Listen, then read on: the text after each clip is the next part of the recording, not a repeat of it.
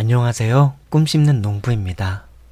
오늘도 제가 쓴 책, 신은 살아있습니다. 18번째 챕터, 복음에 대한 신실한 증언들 읽어드릴게요. 오늘도 유익한 시간 되셨으면 좋겠네요. 18번째 챕터, 복음에 대한 신실한 증언들. 복음에 대한 신실한 증언들.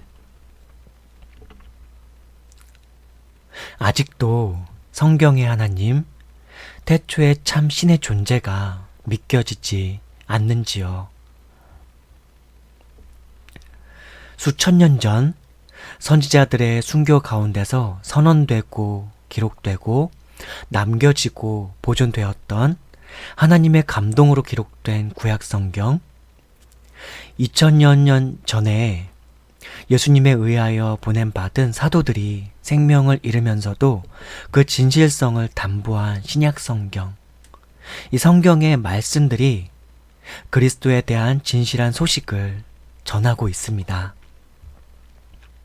그리스도의 오심과 그리스도의 탄생과 그분의 공적 생애와 그분의 가르침, 그분의 고난과 죽음과 부활에 대하여 기록하여 전하고 있습니다.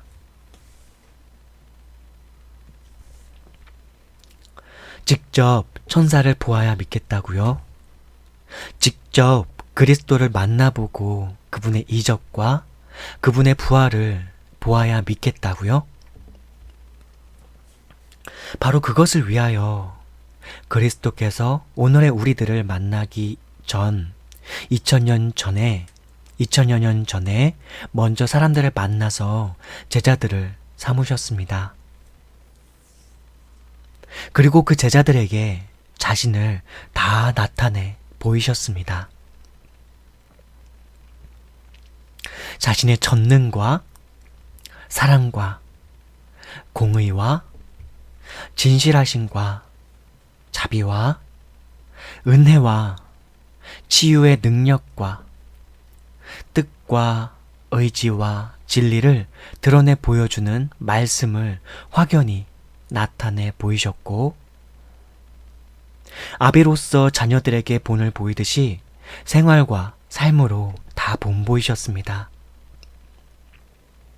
궁극에는 그 제자들 앞에서, 수많은 사람들 앞에서 자신의 생명을 내어주셨고, 죽음으로써 자신의 사랑을 끝까지 다 나타내 보여주셨습니다. 죽임 당하였을 뿐만 아니라 부활함으로써 자신의 죽음이 단순히 억울한 한 사람 인간의 죽음이 아니라 태초부터 하나님께서 준비한 인간들을 향한 은혜로운 섭리에 의한 것이었음도 기적적, 신비적 부활 사건을 통해서 나타내셨습니다.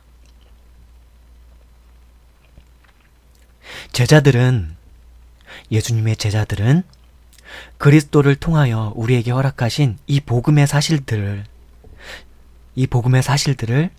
그 진실들을 끝까지 전하다가 돌을 맞기도 하고, 감옥에 가기도 하고, 매맞기도 하고, 궁극에는 마치 그리스도께서 사람을 위하여 죽으셨던 것처럼 그들도 사람으로서 하나님을 위하여 죽으려는 듯한 각오와 진심으로 힘겨운 고난의 하루하루를 살아내다가 궁극에는 하나님께 대한 신실한 믿음과 사랑을 지키기 위하여 죄인된 다른 인간들에 의해 십자가에서 순교당함으로 생을 마감했습니다. 무엇을 위하여 그들은 자신의 생명을 내어놓으면서까지 그리스도의 복음을 전하였는지요? 무엇을 위하여 그들은 그렇게 세상에서 외면당하고 저주받으면서도 그리스도에 관한 이 소식들을 전하였는지요? 그들은 자신들이 눈으로 보고 듣고 경험하였던 것들이 진실한 것이었음을 몸소 경험하였기 때문이었습니다. 그들은 자신들의 삶과 자신들이 전한 복음과 자신들의 순환과 죽음을 통하여 자신들이 전하였던 그 복음의 진실함을 당시대의 사람들과 이후에 세상 모든 사람들에게 예수께서 그러하셨던 것처럼 자신들이 참사를 당해야 하는 순교의 순간까지도 그들 자신의 그 생명을 아끼지 않고 기꺼이 죽음을 맞이하며 자신들의 생명을 담보로써 그리스도에 관한 복음을 진실 그대로 전하려 하였던 것입니다. 저는 사도들의 이 순교의 진실성을 믿습니다. 사도들이 순교하며 전하려 했던 그리스도에 관한 이 진실한 소식, 복음을 믿습니다. 복음을 위하여 하나님께 대한 신실한 믿음과 사랑을 인하여 십자가에서 자신을 내어준 십자가 순교에 관한 전승들을 저는요, 믿습니다. 스스로 로마로 돌아가서 십자가에 거꾸로 못 박혀 죽은 베드로, 칼로 베어 죽은 야고보, 그리스에서 복음을 전하다가 X자형 십자가형으로 죽은 안드레, 북아시아에서 복음을 전하다가 채찍 맞고 십자가에 순교한 빌립, 소아시아, 인도, 아르메니아에서 복음을 전하다가 죽은 바돌로메, 바데 바사 인도에서 복음을 전하다가 창에 찔려 죽은 도마, 에디오피아에서 복음을 전하다가 창으로 살해당한 마태, 성전 꼭대기에서 떨어뜨림을 당해 죽은 또 다른 야고보, 아수르와 바사에서 복음을 전하다가 순교한 유다, 아프리카와 영국에서 복음을 전하다가 십자가형을 받은 시몬. 네. 죽음을 두려워하지 않고 자신의 생명을 아까워하지 않았으며 죽음에 이르기까지 겪어야 했을 그 고통마저도 두려워하지 않고 자신을 내어주었던 순교자들에 관한 이러한 전승들을, 그들이 전하려 하였던 이 복음에 관한 진실들을 나는 믿습니다.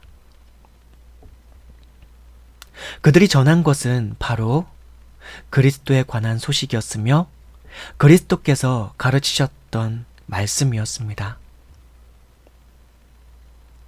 이것이 바로 복음, 기쁜 소식입니다.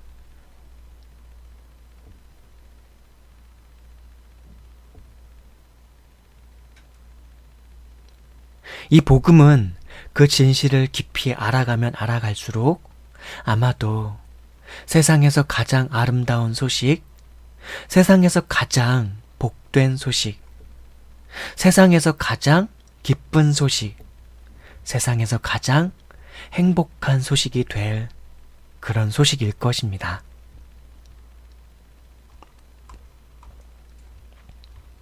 네, 오늘 본문 내용은 일단 여기까지인데요. 네, 이 본문 주제와 관련돼서 제가 또 성경 말씀들을 첨부해 놨습니다. 이 말씀들을 한번 또 읽으면서 우리가 또 많은 유익들을 누렸으면 좋겠네요. 자, 오늘 본문 주제가 뭐였죠? 복음에 대한 신실한 증언들이었죠. 복음에 대한 신실한 증언들. 복음에 대한 신실한 증언들. 자, 이것에 대해서 우리 성경 말씀은 또한 어떻게 말하고 있는지 한번 보겠습니다. 히브리서 11장 4절 말씀. 히브리서 11장 4절 말씀. 사도 바울이 기록한 것으로 알려져 있고요. 특히 히브리서 11장은요, 믿음의 장이라고 해요. 그래서 이 믿음에 관하여 이 믿음과 관련한 내용들이 정말 풍부하게 나와 있습니다. 특히 히브리서 전체 성경 자체가 어떻게 보면 우리 그리스도인들의 신실한 믿음에 대해서 한번 깊이 생각해 볼 수 있는 신약 성경 말씀이 히브리서 성경이라고 봐도 무방할 정도로 믿음에 관한 부분들을 좀 되게 좀 풍부하게 가르쳐 주고 설명해 주고 있습니다. 히브리서도 한번 나중에 읽으실 수 있는 분들은 꼭 읽어보시길 바랍니다. 자, 성경 낭독해드리고 그 말씀들의 의미들, 특히 이번 챕터 주제와 관련돼서 한번 생각해 보도록 하겠습니다. 히브리서 11장 4절 말씀. 믿음으로 아벨은 가인보다 더 나은 제사를 하나님께 드림으로 의로운 자라 하시는 증거를 얻었으니 하나님이 그 예물에 대하여 증언하심이라. 그가 죽었으나 그 믿음으로써 지금도 말하느니라. 네. 첫사람 아담과 하와, 그리고 그 아담과 하와가 처음으로 낳았던 아들이 가인이라고 하는 첫째 아들이 있고요. 둘째 아들이 이제 아벨이었어요. 예. 그런데 그 아벨에 대한 기록이 이렇게 나와 있습니다. 네. 믿음으로 아벨은 가인보다 더 나은 제사를 하나님께 드림으로 의로운 자라 하시는 증거를 얻었으니 하나님이 그 예물에 대하여 증언하심이라. 그가 죽었으나 그 믿음으로써 지금도 말하느니라. 네. 믿음의 조상이었던 아벨에 대해서 얘기를 하면서 믿음이 그 아벨이 그 첫 순교, 어떻게 보면 온 인류 중에서 첫 순교자예요. 하나님께 대한 신실한 믿음을 가지고 있었는데 그 형제였던 가인이 그 아벨을 질투하고 투기해서 죽였죠. 하나님께 대한 신실한 믿음을 가지고 있어서 하나님께로부터 의롭다 하시는 증거를 받았는데 오히려 그 의롭다 하심의 증거를 받은 것이 가인에게 투기의 대상이 되었고 질투의 대상이 되었고 그로 인해서 오히려 죽임을 당했어요. 하나님께 대한 신실한 믿음으로 인해서요. 그는 온 인류 역사 가운데 있었던 온 인류 중에서 가장 처음 먼저 죽은 사람이었습니다. 가장 처음 먼저 죽었던 한 사람이었죠. 그러나 가장 먼저 죽었으나 그 믿음으로 인해서 오늘날 그 후손들에게까지 그 믿음으로써 하나님께 대한 신실한 그 믿음을 아직도 전해주고 있는 거죠. 히브리서 기자가 말하고 있는 건 어느 정도는 이런 맥락입니다. 네. 자, 다음 성경 구절도 볼까요? 히브리서 11장 5절 말씀. 믿음으로 에녹은 죽음을 보지 않고 옮겨졌으니 하나님이 그를 옮기심으로써 다시 보이지 아니하였느니라. 그는 옮겨지기 전에 하나님을 기쁘시게 하는 자라 하는 증거를 받았느니라. 라고 이렇게 나와 있습니다. 또 창세기를 읽다 보면요, 에녹이라고 하는 인물이 나와요. 짤막하게 나와요. 그렇게 길게 나오지 않습니다. 근데 그 에녹이라는 인물은 좀 놀라운 것은 모든 인간은 다 죽잖아요. 근데 이 에녹은 하나님께서 보시기에 되게 좀 의롭고 선한 존재였나 봐요. 죽지 않고 그냥 옮겨졌다고 그렇게 성경에 나와 있어요. 창세기 말씀 그곳에요.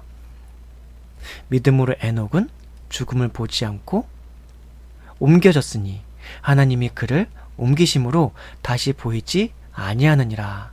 그는 옮겨지기 전에 하나님을 기쁘시게 하는 자라 하는 증거를 받았느니라. 자, 이 말씀 한번 찾아보고 갈까요? 성경 말씀으로. 네. 한번 성경 말씀으로 찾아보고 갈게요.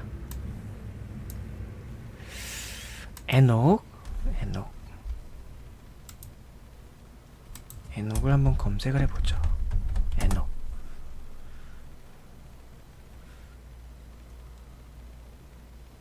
네, 창세기 5장 24절에 에녹이 나와요. 근데 뭐라 그럴까요? 에녹에 대한 그 성경 말씀의 묘사가 별로 안 나와요. 그러나 그게 전승처럼 내려오는 것 같아요. 그러니까 사람들 사이에 그 에녹이라는 인물에 대해서 그 창세기 시대로부터 에녹이라고 하는 사람이 있었는데 정말 하나님께 대해서 신실한 사람이었고 하나님과 동행하는 사람이었다. 근데 그가 죽지 않고 그냥 하나님께 내려감을 받았다. 하나 약간 전설처럼 내려오는, 마치 신화처럼 내려오는, 그러나 성경 말씀에 기록되어 있으니까 우리는 그걸 진리로서, 진실로서 믿는 것이죠. 네. 그 에녹이라고 하는 인물이 그래요. 자, 성경 말씀에서는 에녹이라고 하는 인물에 대해서 어느 정도로 나왔는지 한번 좀 볼까요? 일단 제가 좀 한번 찾아봐 드릴게요. 네.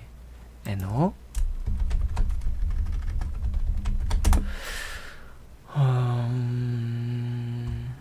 네. 총 창세기하고 역대상, 누가복음, 네.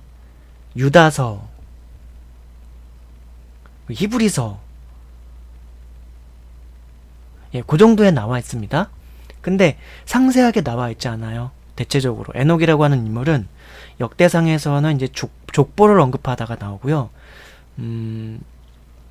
창세기에서 이제 에녹이 조금 나오고, 예, 근데 거의 족보 얘기를 하다가 그런 와중에 에녹에 대해서는 이것만큼 꼭 언급해야 되겠다 싶어서 한 문장이 나와요.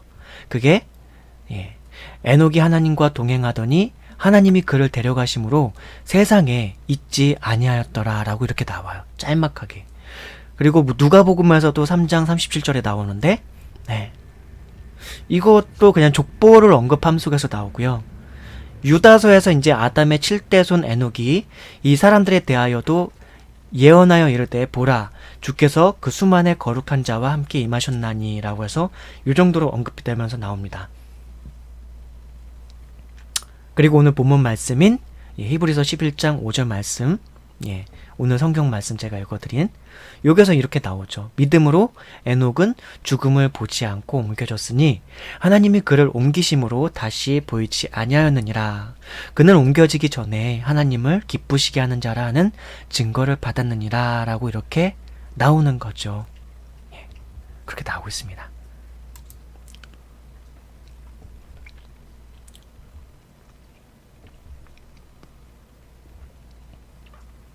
근데 에녹이라는 인물에 대해서 총 좀 살펴볼 수 있는 게 5구절, 6구절 정도 살펴볼 수 있어요. 창세기 5장 18절부터 보면 될 것 같아요. 예. 야렛은 162세에 에녹을 낳았고 에녹을 낳은 후 800년을 지내며 자녀들을 낳았으며 그는 962세를 살고 죽었더라. 이게 이제 야렛이에요. 야렛이 962세를 살고 죽었더라 라고 나오고요. 에녹은 65세에 무두셀라를 낳았고 65세에 무두셀라를 낳았대요. 그리고 무두셀라를 낳은 후에 300년을 하나님과 동행하며 자녀들을 낳았어요. 그러니까 그 자녀들에 대해서는 다 일일이 열거도 하지도 않아요. 그냥 무두셀라라고 하는 인물이 이제 나왔다고 하고 그 무두셀라라고 하는 인물이 또 다른 자식을 낳아요.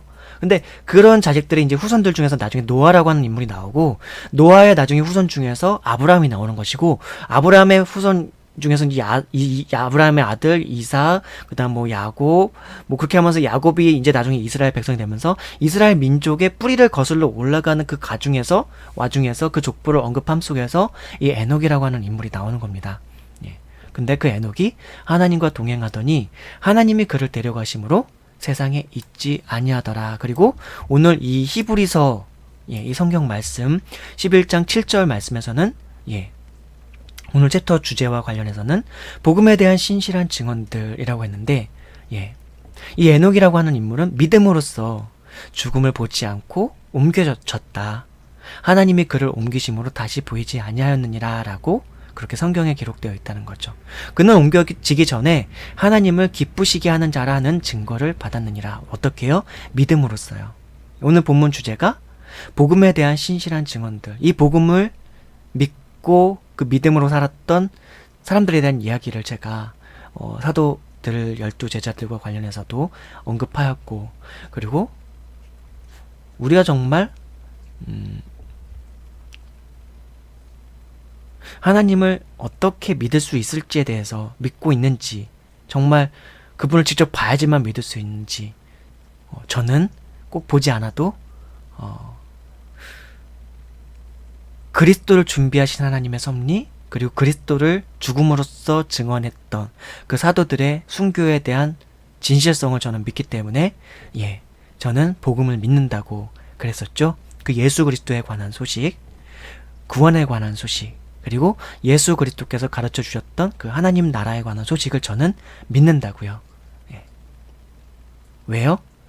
그 사도들의 죽음의 그 순교와 그 죽음의 진실성을 저는 믿기 때문에요. 예.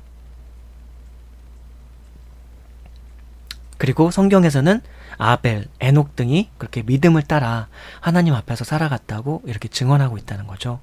자, 또 믿음의 조상들이 이렇게 쭉 나와요. 히브리서에는 한번 쭉 살펴보고 오늘 챕터는 마치도록, 오늘 이 시간은 마치도록 하겠습니다. 자, 히브리서 11장 7절 말씀도 한번 볼게요.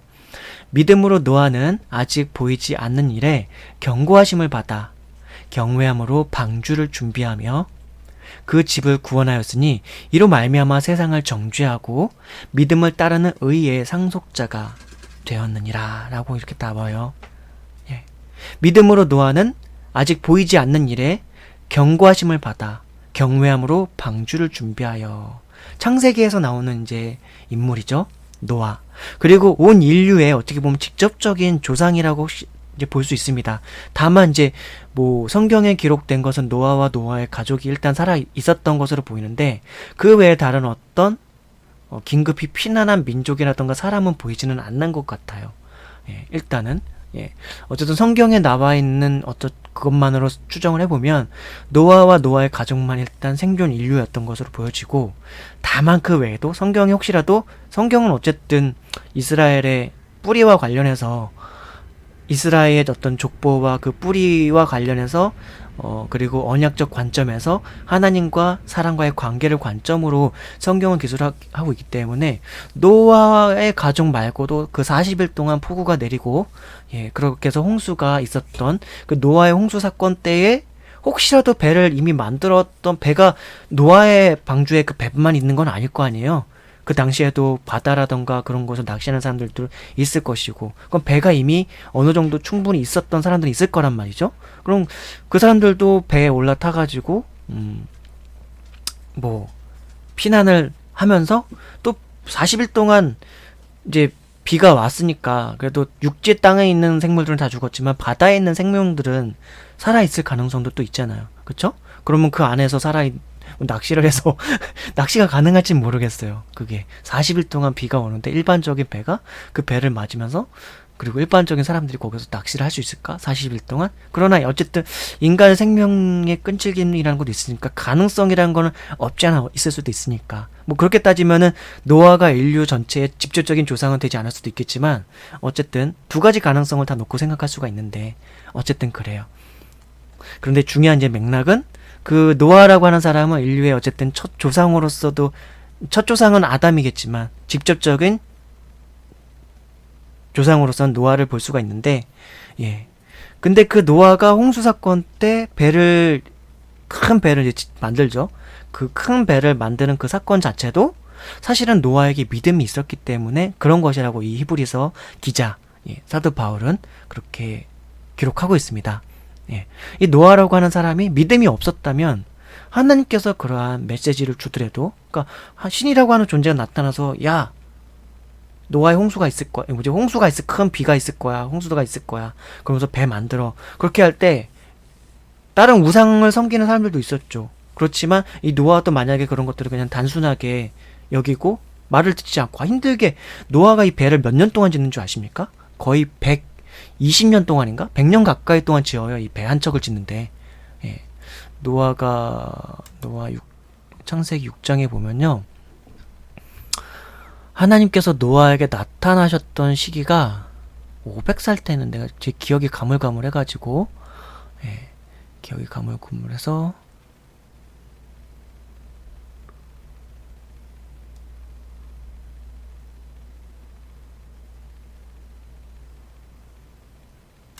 창세기 6장인가 7장에 나오는데요.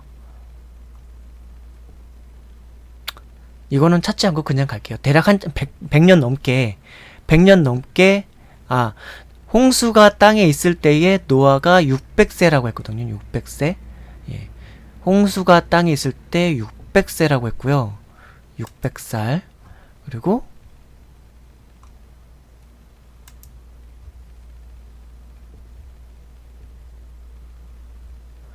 그 노아가 500세가 된 후에 셈과 함과 야벳을 낳았어요. 셈과 함과 야벳을 노아가 500세가 된 후에 낳았어요. 예. 500세가 됐을 때. 그리고 예. 노아의 홍수는 그 600세 때 나왔다 그랬죠? 예, 600살.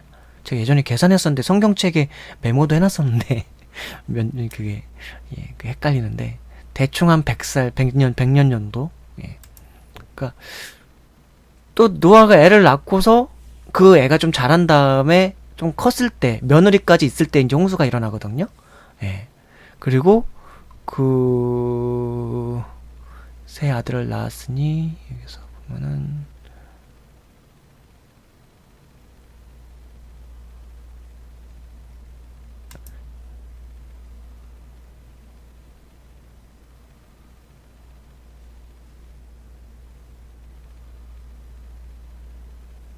네, 얼추 한 100년 약간 안 되게 예. 한 80년 가까이 정도 예, 대충 일단 이건 찾아보려면 좀 시간이 걸리니까 일단 요 정도로 정리를 하고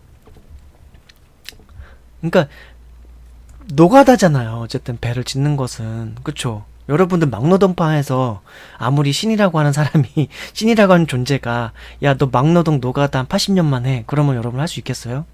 예. 되게 억지스럽게 할 수 있을지 모르는데 이 노아는 하나님을 신앙하고 신실하게 믿고 살아가던 하나님께서 의롭다고 봐주셨던 사람이에요. 예. 그런 인물이란 말이죠. 그러니까 하나님을 경외하는 마음으로 방주를 지었어요. 80년에서 한 대략 100년 가까이를 신실하게. 여러분들은 그렇게 할 수 있습니까? 저는 못할 것 같아요. 정말로 지금이라도 하나님께서 야, 너 다른 거 하지 말고 너 나 사랑하냐? 나 신뢰하냐?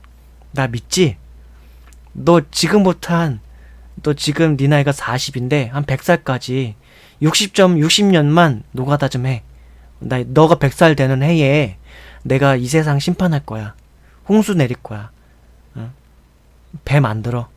그럼 여러분 60 하나님 차라리 저를 죽여주십시오. 그러지 않을까요? 네. 아니 하나님 왜 태어나게 하셔가지고 저에게 이런 고난과 힘겨움을 허락하십니까? 뭐 그러지 않을까요? 말이 노가다지 허리도 아프고 팔다리 쑤시고 남들은 저렇게 흥청만큼 먹고 자고 그렇게 막 노는데 저에게 왜 이런 고난을 허락하십니까? 그러지 않을까요? 근데 이 노아는 자 히브리서 성경 말씀에 따르면 믿음으로 노아는 아직 보이지 않는 일에 경고하심을 받아 경외함으로 방주를 준비하여 그 집을 구원하였으니 이로 말미암아 세상을 정죄하고 믿음을 따르는 의의 상속자가 되었느니라. 힘겹게 고통스럽게 하루하루 사는 거는 그 하루가 마치 되게 길게 느껴져요. 예. 막노동 일도 저도 해보긴 했었지만 힘들거든요. 새벽 5시, 4시 가까이 일어나가지고 현장 거기 사무실 나가가지고 일 받고 배정 받고 그리고 봉고차 같은 거 타가지고 현장 나가가지고 아침 한 7시부터 일을 시작할 거예요. 네, 그리고 낮 12시 밥 먹고 중간 9시에 약간 빵 부스러기 하나 주고 또 오후 한 3시쯤에 또 빵 부스러기 하나 주고 예. 그리고 저녁 5시인가? 6시까지인가? 7시까지인가? 6시까지인가 했던 것 같아요. 그리고 그렇게 한 다음에 일당 제가 그때 당시에 5만원인가 받았던 것 같은데 예. 한 예, 한 거의 19년 정도 전의 일입니다. 19년, 18년 전에. 요즘은 일단 9만원에서 한 13만원, 12만원 정도 한다는 것 같은데, 예, 힘들어요. 그 일 하면. 되게 힘들어요. 그걸 근데 매일같이 자신의 이제 자식들과 가정을 꾸려가기 위해서 정말 성실히 매일같이 하시는 이제 어른들도 계셨는데, 저 그때 20대 초반이었는데, 20대 초반 때 할 때도 되게 저는 게다가 잡부였거든요. 막 근데 정말 근력을 많이 쓰면서 힘을 정말 많이 쓰는 그런 걸로 할 때는 더 힘들거든요. 온몸이 아마 삭신이 정말 뼈가 삭을 겁니다. 아마. 근데 그런 거를 80년 동안 한다 생각해보세요. 방주를 짓는 거라는 걸 방주? 세상에서 아직 지어본 적 없는 세상에서 존재하지 않았던 가장 큰 방주. 그 당시 시대로서는 어떻게 보면 타이타닉보다 좀 작을걸요? 노아의 방주가? 크기도 예전에 타이타닉보다 아마 작았던 걸로 제가 기억해요. 제가 그 계산을 해봤었는데 방주. 예.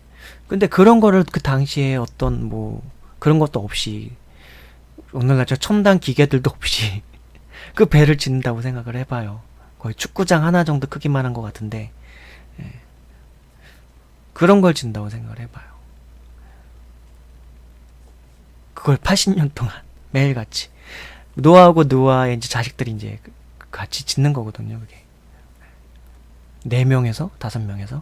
근데 노아가 어쨌든 리더였기 때문에 자식들 말고도 또 있었나? 아니 종들도 있었는지 노예들도 있었는지 아니면 부리는 사람들이 있었는지 모르겠는데 그러니까 근데 그것이 결국 믿음으로 인한 거였다는 거죠. 믿음으로. 예. 보이지 않는 일들에 대해서 경고하죠. 그렇게 믿음의 조상이었던 노아가 있다라고 히브리서 성경 11장 7절에서 이렇게 기록하고 있어요. 믿음으로 노아는 아직 보이지 않는 일에 경고하심을 받아 경외함으로 방주를 준비하여 그 집을 구원하였으니 이로 말미암아 세상을 정죄하고 믿음을 따르는 의의 상속자가 되었느니라 라고요. 자, 이제 그 다음 또 성경 말씀에서는 아브라함이 나와요.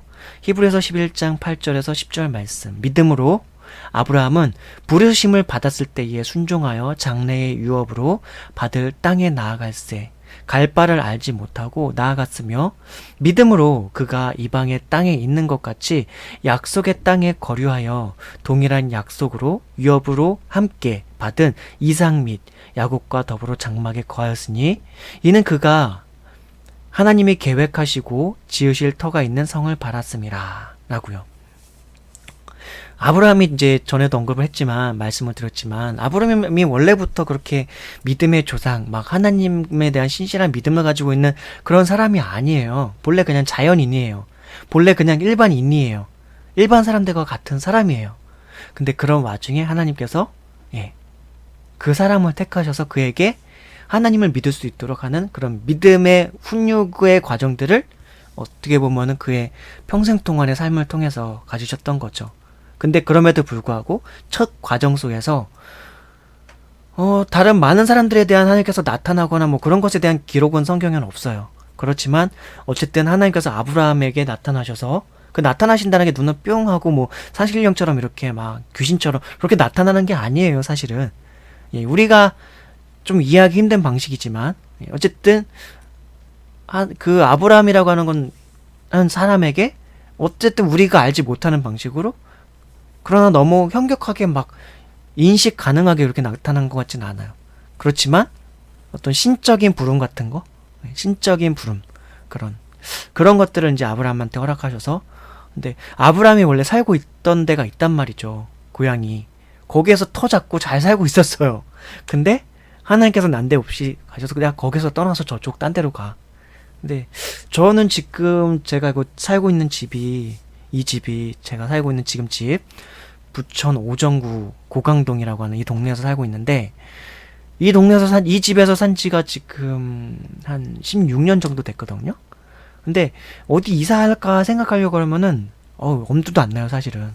물론 집값도 우리 동네가 너무 싸고 그래서 이 집을 팔고 딴 데서 이사를 가더라도 이사 갈 동네가 없거니와 한번 이사를 가려고 하더라도 되게 큰 작심을 하고 마음을 먹고 뭔가 계기가 있지 않은 이상은 아니 계획을 잘 세워가고 막 그렇게 다 준비가 되어 있지 않으면은 아마 못 갈 거예요.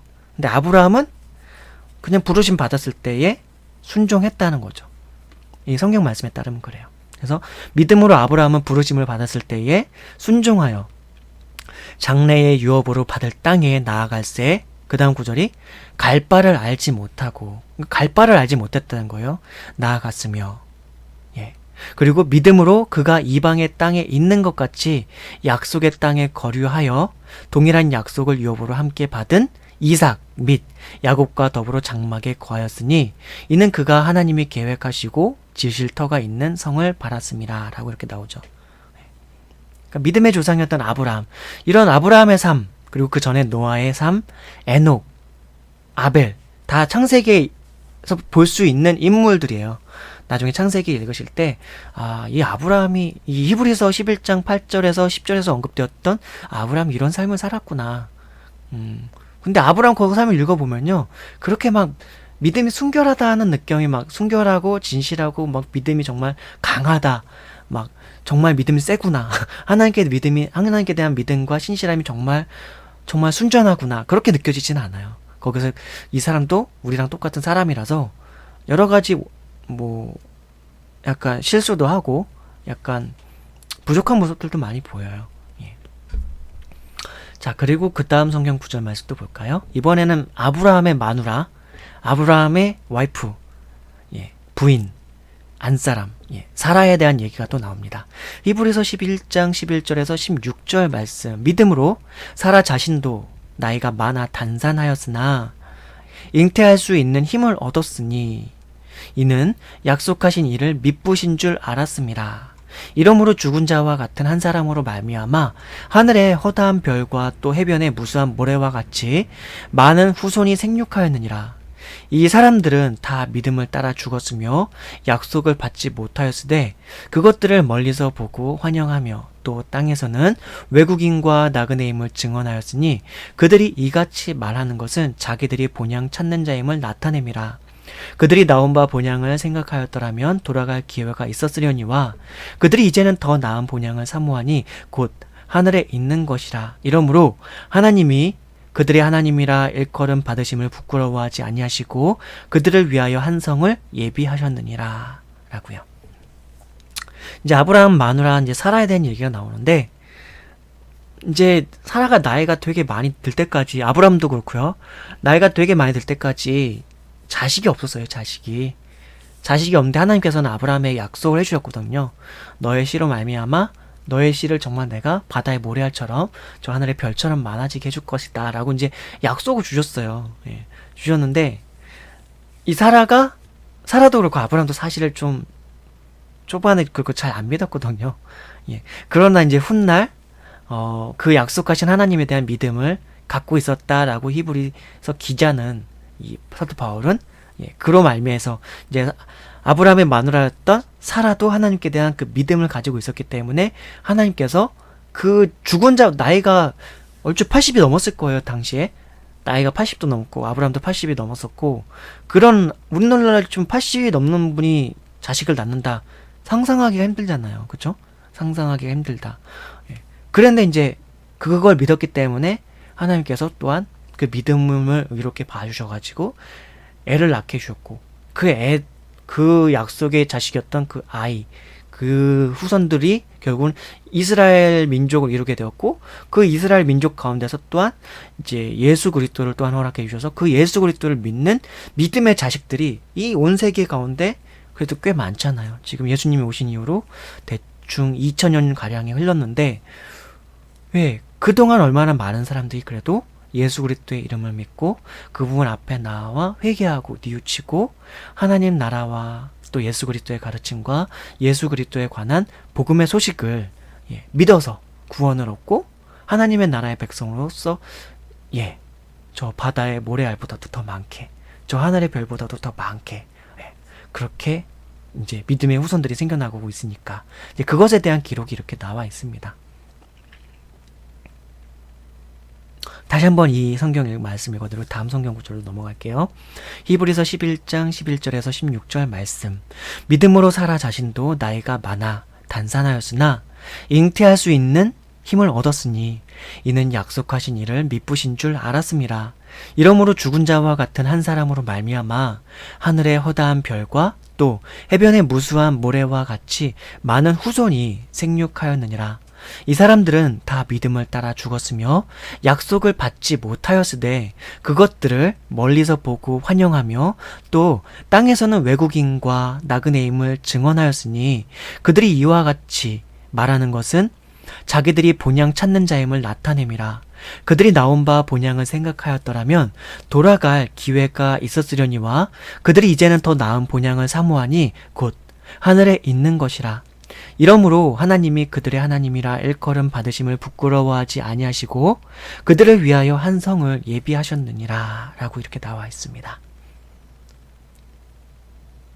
요게 보면 이제 인생은 나그네 길 어디서 왔다가 어디로 가는가. 뭐 그런 노래 있잖아요. 인생은 나그네게. 이 노래요. 예. 그러니까 우리 그리스도인의 삶을 비유로 치자면 어떻게 보면 나그네의 인생길이다 하는 것들이 이 성경에도 좀 나와 있어요. 예. 그러니까 믿음의 조상이었던 그 우리의 선조들도 이 인생길 자체가 잠깐 왔다가 다시 본향으로 돌아가는, 오히려 그 본향은 어디다? 하나님 품속, 하나님의 나라. 하나님의 품속이 사실은 하나님의 나라죠. 하나님께 속해서 하나님 안에서 영원히 안식하고, 그 안식한다는 게 영원히 소멸되는 그런 의미의 안식이 아니라 하나님과 더불어 함께 쉼을 누리면서 하나님과 함께 새 삶을 사는 거겠죠. 그래서 이 험난한 죄악이 가득한, 이 험난한 그리고 유한한 인생길을 이 인생길이 진짜 삶이라고 생각하지 않고, 이 인생길은 오히려 더 영원한 삶을 준비하기 위한 어떻게 보면 구도자적 삶, 과도기적 삶, 그런 나그네 삶이라고 그렇게 믿음을 가지고 살아갔다고 나와 있네요. 여기 이 말씀부에 이 사람들은 다 믿음을 따라 죽었으며 약속을 받지 못하였으되 그것들을 멀리서 보고 환영하며 또 땅에서는 외국인과 나그네임을 증언하였으니, 그들이 이같이 말하는 것은 자기들이 본향 찾는 자임을 나타냄이라. 그 본향이 어디예요? 하나님의 나라, 하나님께 속한 나라, 하늘나라, 하나님 품속, 하나님 안에서의 삶이겠죠. 영원한 삶. 그렇습니다. 저도 사모하고요. 여러분들도 사모하지 않으시나요? 저는 사모하고요.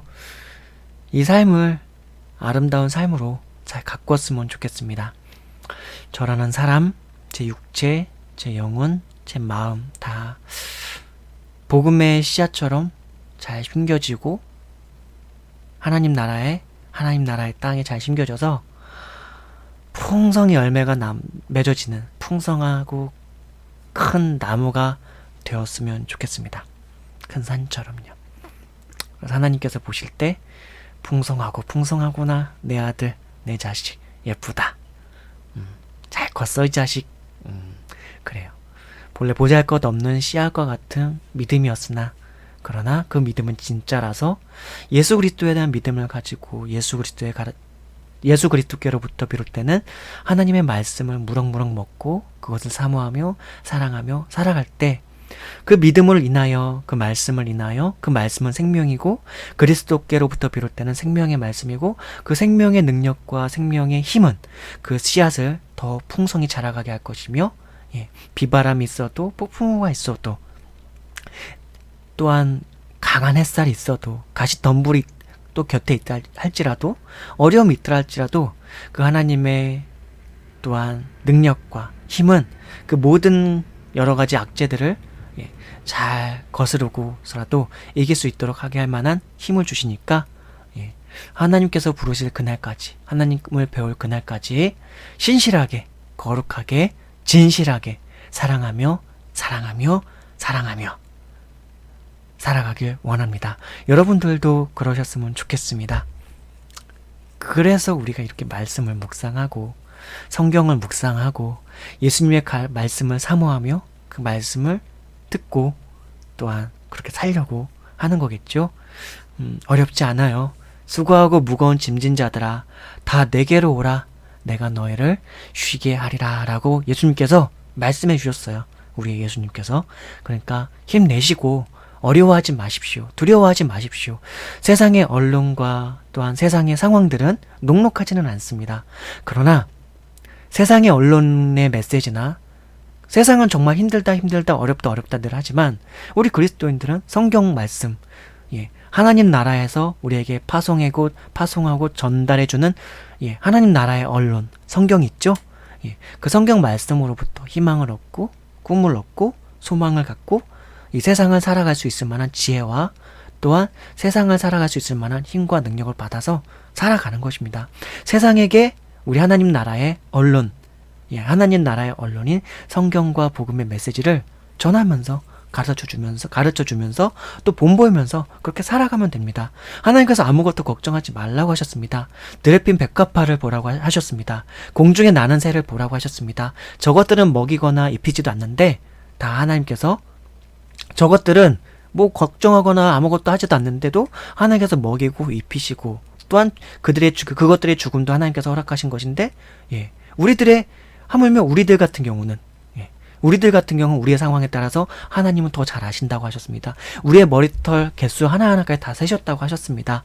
우리들은 백합보다 귀하다고 하셨고 저 공중에 나는 새보다 귀하다고 하셨습니다. 무엇을 먹을까 무엇을 입을까 염려하지 말라고 하셨습니다. 먼저 하나님의 나라와 그분의 그분의 뜻을 구하라고 하셨습니다. 하나님의 나라를 먼저 구합시다. 그 하나님의 나라를 구합시다. 하나님 나라의 의를 구합시다. 그렇게 삽시다. 하나님 나라를 구하는 것은 무엇입니까? 하나님 나라가 미래있으니까 그것만 멍하니 바라보면서 사는 것을 말합니까? 아닙니다. 하나님의 나라는 하나님 안에 있습니다. 그 하나님은 어디 계십니까?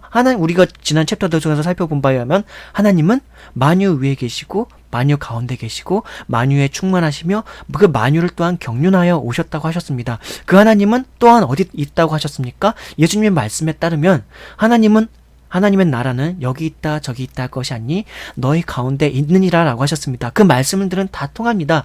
그 말씀은 너무 미래적인 것이 아닙니다.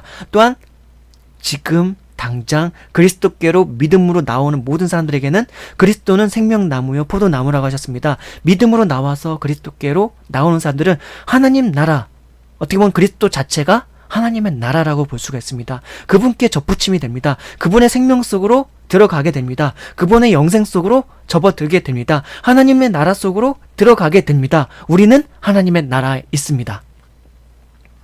나는 이곳에 있습니다. 하나님의 나라는 저곳에 있다, 이곳에 있다, 어디에 있다고 할 것이 아니니 하나님의 나라는 어디에 있다? 우리들 가운데, 너희들 가운데 있다고 했습니다. 그런 너희들은 누구냐? 예수 그리스도를 믿음으로 영접하고 믿음으로 나오는 그들 가운데 있다고 하셨습니다. 그들이 믿음으로 온전히 예수 그리스도를 믿을 때 예수 그리스도 안으로 들어가게 되고 예수 그리스도께서는 그들 안에 오게 되시며 우리가 그리스도 안에, 그리스도께서 우리 안에, 하나님이 우리 안에, 우리가 하나님 안에, 성령께서 우리 안에, 우리가 성령 안에 있으며 하나님 안에 거하게 될 때 그곳이 바로 하나님의 나라입니다. 우리는 하나님의 나라 가운데 살고 있습니다. 그러므로 걱정하고 두려워하지 마십시오. 우리에게 무엇이 필요한지를 다 알고 계십니다. 염려하지 마십시오. 그리고 다만 우리가 가져야 될 마음의 태도와 자세는 있습니다.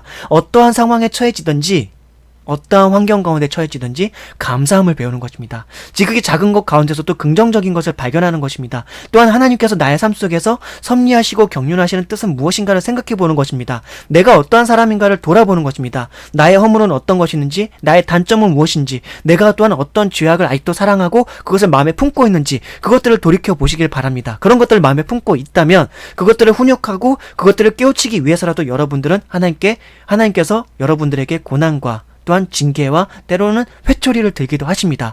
그것들을 알게 하시기 위해서요. 그렇다면 정말 순결하게 하나님 앞에 순전하게 살고 있는데 그때 닥치는 고난은 또 무엇입니까? 그때 나에게 다가오는 어려움과 시련은 무엇입니까? 그런 사람 중에 욥이 있었죠. 그러나 그런 사람에게도 하나님께서는 허락하시는 이유가 있었습니다. 그 경륜의 뜻이 있었습니다. 그것이 무엇이었을까요? 바로 그 고난과 그 어려운 환경 속에서도 순전한 믿음과 하나님께 대한 사랑을 갖고 있을 때 발견되고 깨닫게 되는 무언가가 있습니다. 더 순결하고 더 진실하고 더 크고 깊은 신뢰를 향해서 다가가는 그 사랑과 믿음입니다. 그러니까 믿음에도 사랑에도 어떤 단계라고 굳이 일단 뭐 레벨처럼 이렇게 막 걸어 올라가는 방식의 위아래의 개념의 상하간 개념의 막 그런 단계는 아니고요.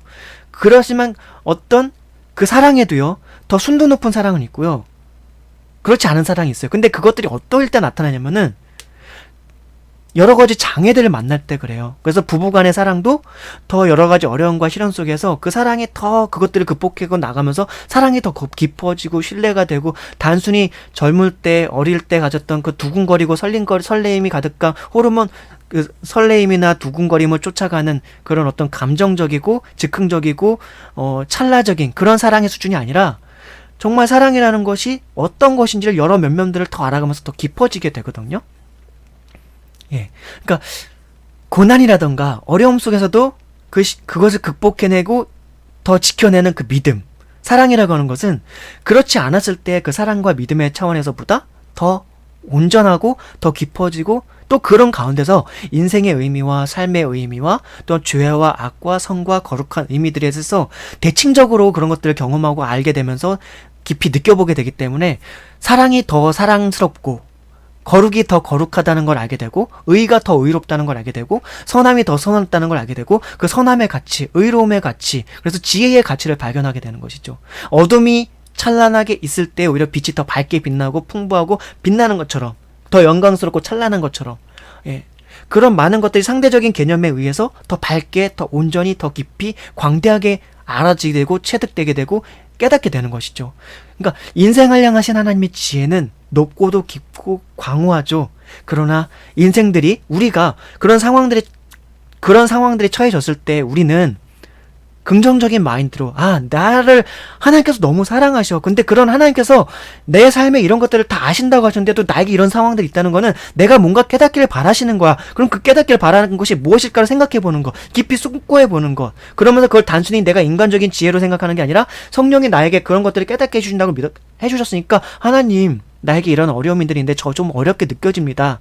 그럼 제가 여기서 깨달아야 될 것은 무엇일까요? 어떤 것들이 있을까요? 한번 물어보십시오. 그러면 알게 될 것입니다. 저는 그렇게 늘 살아왔습니다. 저는 그렇게 깨닫게 해주셨습니다. 그래서 인생의 많은 상황 속에서 처해지는 것들에 대해서 어떻게 해야 될지에 대한 지혜는 있습니다. 지혜가 있어요. 그래서 저는 상담이라던가 카운셀링이라던가 누군가한테 조언하는 건 잘하는 편입니다. 그리고 제가 그렇게 조언했을 때 그걸 긍정적으로 잘 수용하고 그걸 따라갔던 사람들은요 잘 됐어요. 실제로 저보다 더 잘 됐어요. 돈도 잘 벌고 성공도 하고 좋은 직장 갔고 그리고 그가 속해 있는 그 단체라든가 공동체 속에서 지혜로운 사람들로 성숙해 갔어요. 물론 그런 사람들의 숫자가 적어요. 왜냐하면 많은 사람들한테 그렇게 조언을 한 건 아니고 저는 제가 조언을 할 때는 제 조언을 정말 깊이 숙고하려고 하는 마음, 깊이 새겨 듣고 그것에 순종하고 싶어하고 그것을 따르고 싶어하고 그걸 잘 새겨 듣기를 원하는 자발적인 마음의 자세가 되어 있는 분들한테만 제가 그런 얘기를 했기 때문에 그런 사람의 숫자는 제 평생에 지금 어쨌든 예수님을 믿고 20살 때 회심해서 하나님을 온전히 믿게 된 이후로 그런 사람의 총 숫자는 한 5손가락 될까? 한 5명 정도 될 거예요. 그렇게 많지 않아요. 그렇게 조언을 한 사람도 많지 않거니와 그렇지만 다른 조언들도 해보려고 했지만 일단 마음이 닫혀있다 싶으면 더 이상 진행을 하진 않아요. 애초부터. 어쨌든 저도 그렇게 하나님 앞에서 그렇게 제 주어진 상황 속에서 늘 하나님께서 뭘 뭘 가르쳐 주시려고 하실까를 생각하면서 살아오다 보니까 감사하는 비결을 알게 됐어요. 작은 것에 만족하는 비결을 알게 됐어요. 제 아내도 저를 만나기 전에는 많은 부분에 있어서 되게 네거티브한 부분들도 많았고 그랬었어요. 부정적인 부분들도 많았고 근데 저를 만나서 이런저런 대화를 하고 또한 근데 만나서 저를 되게 많이 사랑하게 됐죠. 제 아내가 되게 사랑하게 됐고 이 남자 없이는 못 살아. 뭐 그런 마음까지도 갖게 됐죠. 그러니까 저를 사랑하니까 제가 어떤 또 조언을 할 때 저의 가르침이나 저의 조언을 되게 듣고 싶어요. 제 아내는 연애할 때부터 그랬어요. 그러니까 그렇게 해서 제가 또 연애할 때도 그런 얘기를 하긴 했거든요.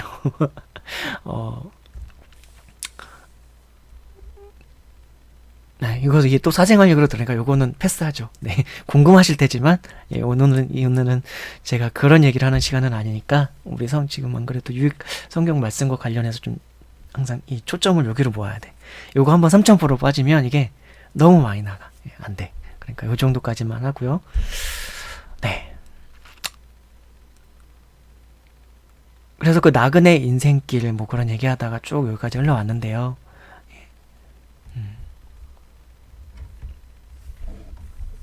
하나님 나라의 백성으로서 산다는 의미에 대해서도 방금 전에 좀 쫙 한번 말씀을 드렸는데 우리는 이 믿음을 가지고 살아갈 때 천국이라는 게요 많은 사람들이 생각하는 것처럼 너무 미래적인 게 아니에요. 꼭 너무 죽음 이후의 것이 아니라고요. 신약 성경 읽어보다 보면 천국이 너무나도 때로한 믿는 사람들 안에서는 이미 현재적이라는 것에 대한 어떤 증언하는 구절들이 꽤 나와요. 그러니까 다만 그 천국이 믿는 사람들 안에서 완전히 완성되어 있다는 의미로는 아니지만 다만 믿는 사람들은 하나님과 함께 더불어 살면서 어떠한 상황 속에서도 어떻게 보면 천국을 누리면서 살아갈 수 있는 그 비결이 있다는 것이죠. 그것이 믿음이에요. 믿음이고 또 예수 그리스도의 가르침을 따라서 성령의 충만 속에서 누리게 되는 어떠한 긍정적인 지혜, 그리고 어떤 마음을 다스리는 성찰, 그리고 마음을 다스리는 어떤 지혜, 그런 것들과 관련이 다 있어요. 그러니까 고난 당하면서도 순교를 당하면서도 웃으면서 죽을 수가 있죠. 그 죽음이 제가 더 뭐 지난 챕터들 얘기하면서 죽음과 영생 뭐 그런 부분, 죽음과 시간 개념 뭐 그런 거에 대해서 얘기를 하면서 죽었지만 죽은 다음에 우리 눈 뜨면 바로 또 천국이라니까요. 그렇게 생각하시면 되게 삶이라는 게, 죽음이라는 게 별거 아니구나라는 걸 좀 생각하게 될 수가 있어요. 우리 많은 사람들은 죽으면 끝이라고 생각하지만 그리스도인들에게 있어서는 죽음이라는 것은 우리가 잠자고 깨는 거랑 좀 비슷한 개념이라고 보시면 돼요. 다만 우리가 육체를 입었기 때문에 죽음을 당하는 순간까지 느껴지는 육체적인 고통이라는 건 있겠죠. 그러나 그것도 별건 아니에요. 그것도 별거는 아니에요, 여러분. 그건 또 인간 신체와 관련해서도 좀 설명을 드릴 수가 있는데, 극한 고통에 처하게 되면 인간은 호르몬과 하여튼 뭔가 그런 어떤 것들이 있어가지고 그 고통이 진짜 느껴지는 그 것들 어느 순간에 정말 엄청난 고통까지 이르게 되면 더 이상 그 고통의 그 극대화는 더 이상 이루어지지가 않아요. 그때는 보통 오히려 뭐라고 하죠? 약간 마약 같은 무슨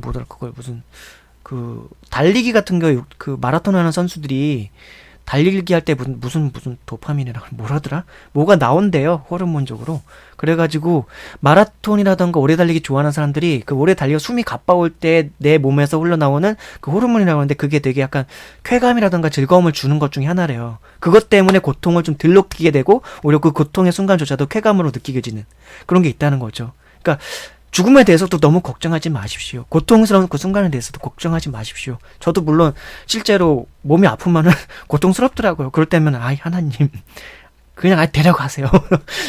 데려가십시오. 그래서 근데 하나님 앞에서는 죽음도 삶도 그렇게 큰 의미가 아닌데 데려가러 가는 게 그렇게 큰 죄겠습니까? 그게 나쁜 의도나 이제 정말 막 부정적인 삶의 태도를 가지고 하는 게 아니라 약간 하나님께 칭얼거리듯이 하는 거니까. 아버지인데 좀 찡얼거리면 좀 어때요? 그리고 나의 연인이시라면서요. 날 친구로 삼아주셨다면서요. 친구한테, 물론 내 인간적인 친구들한테는 저는 사람들과 관계에 있어서는 가까워지면 가까워질수록 더 서로는 존중해야 되고, 말 함부로 하면 안 되고, 더 귀히 여기는 말들을 해야 된다라고 이제 하는 그런 주의가 있는데, 유일하게 좀 예외가 하나님께 대해서는 조금 가끔은 좀 가끔이 아니라 모든 얘기를 할 수 있어야 된다, 그런 거라고 좀 보고 있어요. 왜냐면 하나님은 정말 크신 아버지잖아요. 모든 것도 다 품어주실 수 있는 분이거든요. 다만 내가 죄악을 품고 고집하는 그 마음가짐을 계속 들고 있으면 문제가 되겠지만, 저는 그 죄악을 미워하는 마음이 제 안에 있거든요. 하나님께서 싫어하는 거 저도 싫어해요. 하나님께서 미워하시고 정말 싫어할 만한 건 저도 제 마음속에서 싫어합니다. 다만 내 육체와 내 육신에 아직 남아있는 습관들이 그것을 본능적으로 좋아하거나 때론 그럴 때는 있지만, 그럴 땐 난 깨달아서 하나님 앞에 전 주님 이런 내가 싫습니다. 제가 이걸 극복할 수 있도록 도와주십시오라고 기도하면서 노력을 해요. 노력을 하니까. 근데 하나님 앞에 모든 걸 들고 다 하나님께 아뢰십시오. 그러면 그것들을 또한 극복하고 어떻게 그런 부분들을 새롭게 인식하고 그런 부분들에 대해서 어떻게 지혜롭게 판단하고 해야 될지에 대해서 하나님께서 또한 지혜를 여러 가지 부분에서 더 주실 거예요. 꼭 하나님을 의지하면서 그렇게 살아가셨으면 좋겠습니다.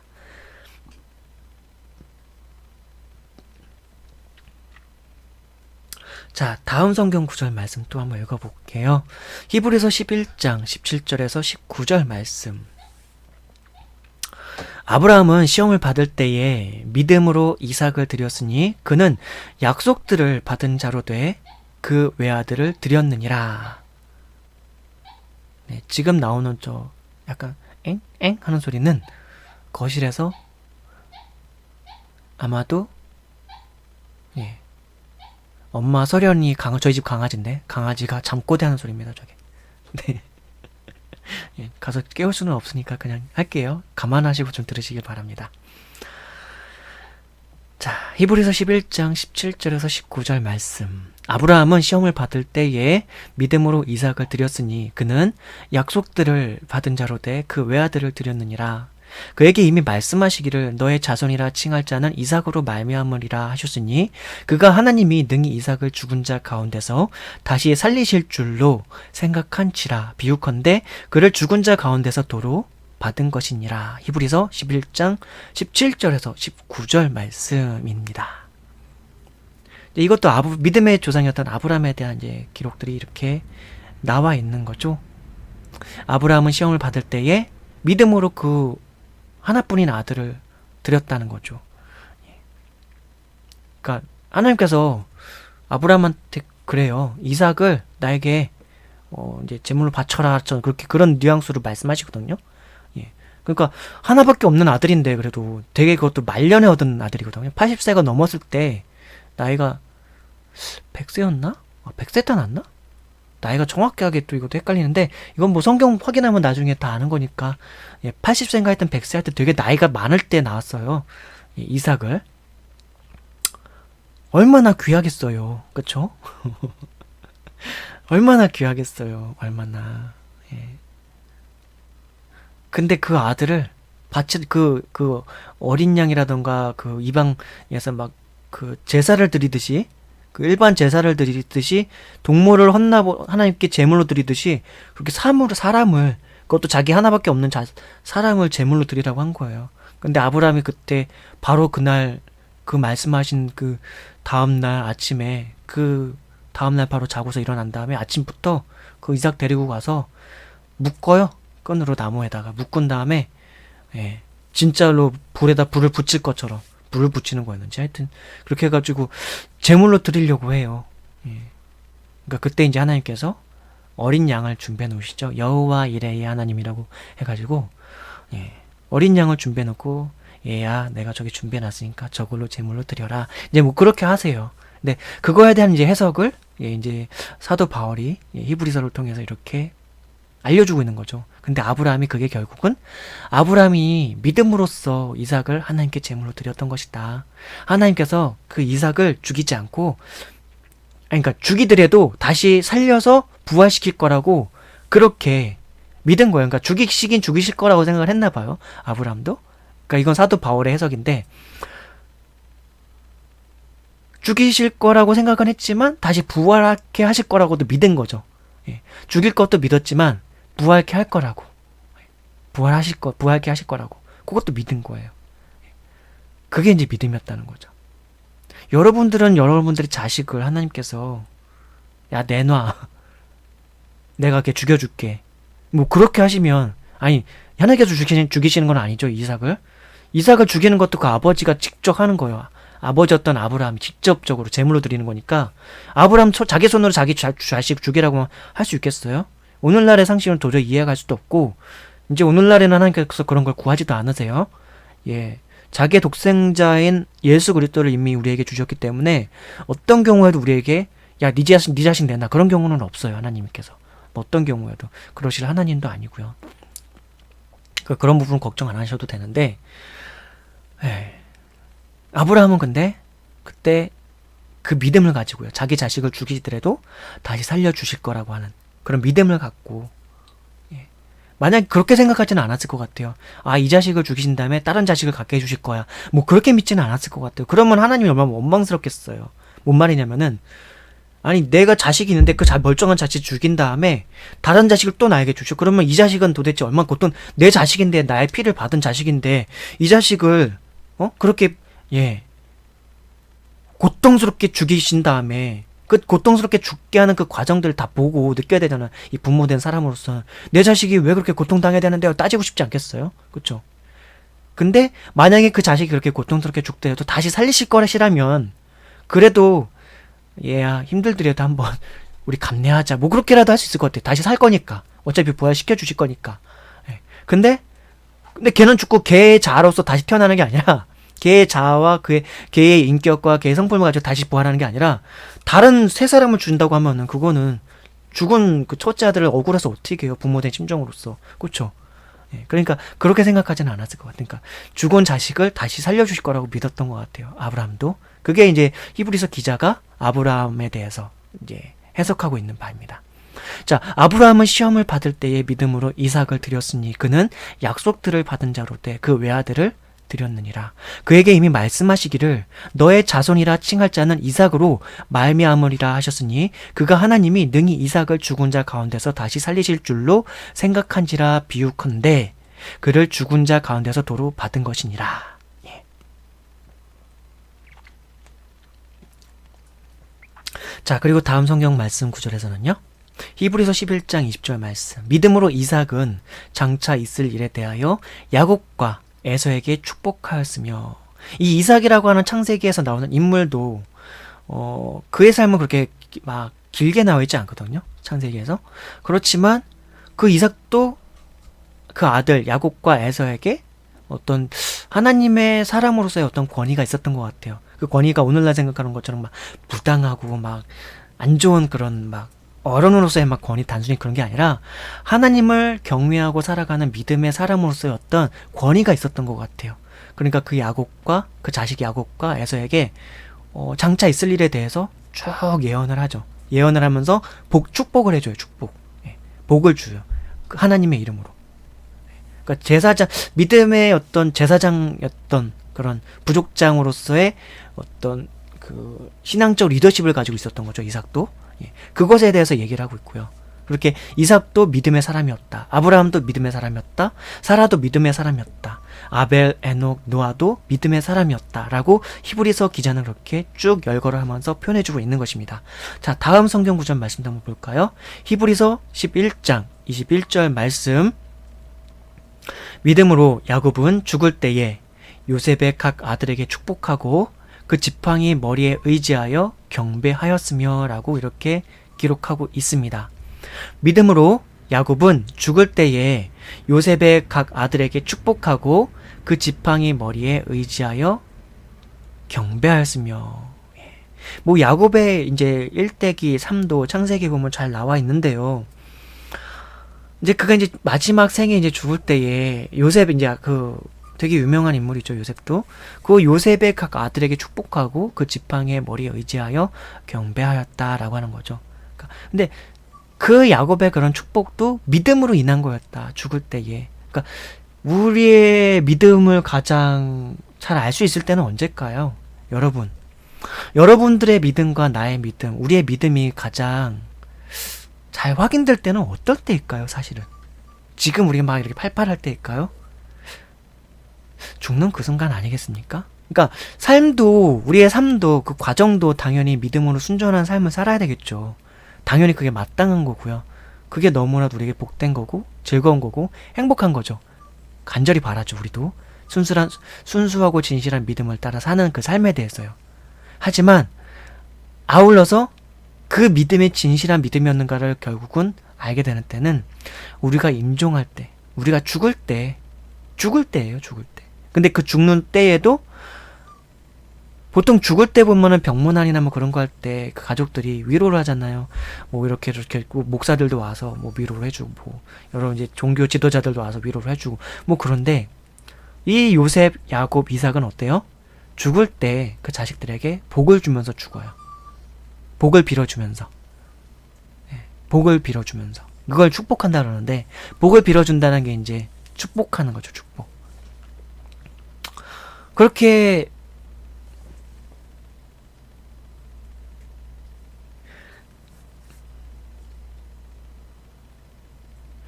야곱은 믿음으로써 죽음의 임종을 당한 그 순간에도, 죽음을 당하는 그 순간에도 그 자식들에게 하나님께로부터 비롯되는 축복을 빌어주고, 그렇게 죽음을 맞이했다는 거죠. 그래서 믿음으로 야곱은 임종시에 이스라엘 자손들이 떠날 것을 말하고 또 자기 뼈를 위하여 명하였으며. 그래서 창세기라던가 구약 성경을 읽을 때는 이렇게 신약 성경에서 사도들과 또 예수 그리스도께서 구약 성경을 해석해 준 말씀들이 있어요. 구약 성경에 이런 말씀들이 이렇다, 이렇게 의미를 가진다라고 해석해 준 말씀들이 있어요. 그런 것들이 구약 성경을 해석하는 데 있어서 가장 일대적이, 가장 우선적인 지침이 되어야 돼요. 단순히 구약 성경을 읽을 때 무슨 역사 서적이라던가 이야기가 나와 있고 스토리가 나와 있고 그것들을 그냥 자기 마음대로 해석하는 게 아니라 먼저는 사도들과 그리고 예수 그리스도께서 해석해 주었던 어떤 관점들이 있어요. 관점들. 그것대로 먼저 보는 그 관점에서 그 큰 맥락 속에서 구약을 풀어 나가야 돼요. 그래야지만 구약이 점점 더 잘 이해가 됩니다. 꼭 그렇게 읽으셨으면 좋겠고요. 안 그러면 구약 성경을 되게 이상하게 해석하게 돼요. 자, 히브리서 11장 22절 말씀도 한번 또 볼게요. 자, 믿음으로 요셉은 임종시에 이스라엘 자손들이 떠날 것을 말하고 또 자기 뼈를 위하여 명하였으며 라고요. 네. 요셉이 죽을 때요, 나중에 이스라엘 백성들이 한 몇백 년 후에 이스라엘 자손들이 다시 이집트에서 떠나게 될 것을, 그러니까 출애굽 사건, 모세로부터 출애굽, 그러니까 하나님께로부터 이스라엘이 건진 받아서 그 이집트를 떠나게 될 것들을 예언을 했어요, 이미. 요셉이. 창세기에 나중에 보다 보면 나와요. 이제 그 요셉의 예언도 그것도 믿음으로 인한 것이었다. 사실 그렇게 예언이라던가 그런 복을 빌 정도가 되려면 그 삶은 또한 얼마나 믿음으로 온전히 살아야 될까요? 우린 그것도 한번 생각해 봤으면 좋겠습니다. 자, 다음 성경 구절도 읽어볼까요? 히브리서 11장 23절 말씀. 믿음으로 모세가 났을 때에 그 부모가 아름다운 아임을 보고 석 달 동안 숨겨 왕의 명령을 무서워하지 아니하였으며 라고요. 그러니까 모세가 태어났는데 그 부모가 모세를 보니까 얘는 뭔가 하나님께서 얘를 통해서 큰일을 할 거다라고 생각을 했던 것 같아요. 네. 그래서 모세를 왕의 명령을 무서워하지 않고 모세를 잘 숨겨놨다가 나중에 그 강이 있거든요. 강 무슨 그것도 머릿속으로는 그려지는데 말로 어떻게 표현해야 될지 모르겠는데 하여튼 강 있어요. 강. 네. 강에다가 그거를 모세를 모르지. 하여튼 그거 딱 자그마한 표현이 안 되네. 갑자기 떠오르지 않네. 네. 하여튼 모세를 숨겨가지고 나중에 잘 숨겨서 강가에 띄우잖아요. 근데 그것도 역시 믿음으로 인한 것이었다. 믿음으로 인한 것이었다고 히브리서 11장 23절. 모세가 그렇게 생존할 수 있었던 것도 그 모세를 숨겨놨던 그 모세의 부모가 하나님께 대한 믿음이 있어가지고 그렇게 그 모세를 그때 숨기기 위해서는요 생명의 위협을 당해야 됐어요. 그때 파라오였나? 파라오가 당시에 히브리인들, 이스라엘의 후예들이죠. 히브리인들이 자식을 낳으면 남자애는 다 죽이라고 막 그렇게 명령하고 있거든요. 근데 그거를 피해가지고 숨겨놨던 거거든요. 근데 그런 부모의 행위들도 그 행위 이면에 있어서는 하나님께 대한 믿음이 있었기 때문에 모세를 숨겨놨다는 거죠. 자, 그리고 이제 다음 성경 구절 이제 한 3구절 정도가 있는데 쭉 한번 읽어보고 생각해보고 마치도록 하겠습니다. 히브리서 11장 24절에서 30절까지의 말씀이에요. 자, 믿음으로 모세는 장성하여 바로의 공주의 아들이라 칭함 받기를 거절하고 도리어 하나님의 백성과 함께 고난 받기를 잠시 죄악의 낙을 누리는 것보다 더 좋아하고 그리스도를 위하여 받는 수모를 애굽의 모든 보화보다 더 큰 재물로 여겼으니 이는 상 주심을 바라봄이라.